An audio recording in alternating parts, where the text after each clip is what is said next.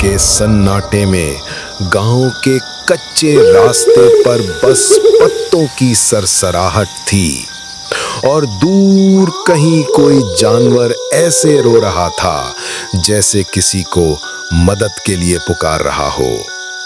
बिलाल और अफ़ान, दो दोस्त, पुराने कब्रिस्तान के करीब से गुजर रहे थे।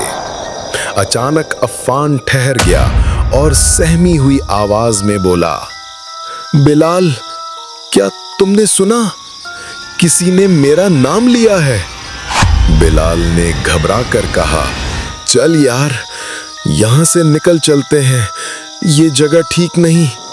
लेकिन अभी वो आगे बढ़ते ही थे कि पुराने पीपल के दरख्त के पीछे से एक ठंडी बेजान आवाज आई, इन्ना कैद शैतानी काना दईफन।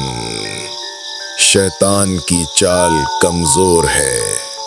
अफ़ान के कदमों से जैसे जान निकल गई। वो कांपता हुआ बोला, ये किसने पढ़ा? यहाँ कौन है? पीपल के साये में एक स्याह धुंध उठने लगी। धुंध के अंदर से एक टूटी हुई खुरदुरी हंसी सुनाई दी। तुम लोगों ने मेरा रास्ता क्यों काटा? बिलाल ने फौरन अफ़ान का हाथ पकड़ा और ऊंची आवाज में सूरतुल फलक पढ़ने लगा, कुल औज़ु बिरब्बिल फलक। जैसे ही आयत की आवाज फिजा में गूंजी, स्याह धुंध ने चीख मारी और भड़कती आग की तरह हवा में बिखरने लगी। फिर उसी बेजान आवाज ने कहा, नूरे कुरान के सामने हम जिन्नात की ताकत रेत की तरह बिखर जाती है। अफ़ान की आवाज कंपकपाने लगी, बिलाल, ये कोई जिन था? बिलाल ने धीरे से कहा, हाँ, और हुजूर सल्लल्लाहु अलैहि वसल्लम ने फरमाया है कि जिस घर में सूरतुल बकरा पढ़ी जाए वहां से शयातीन भाग जाते हैं। वो दोनों धीमी लेकिन मजबूत आवाज में आयतुल कुर्सी पढ़ते हुए गांव की तरफ भागने लगे।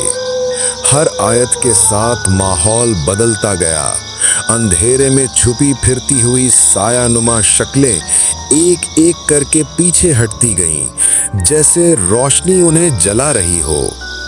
गांव के किनारे पहुंचकर वो दोनों रुक गए, सांस फूले हुए, जिस्म कांप रहे थे, मगर दिल में एक अजीब सी रूहानी ताकत उतर आई थी।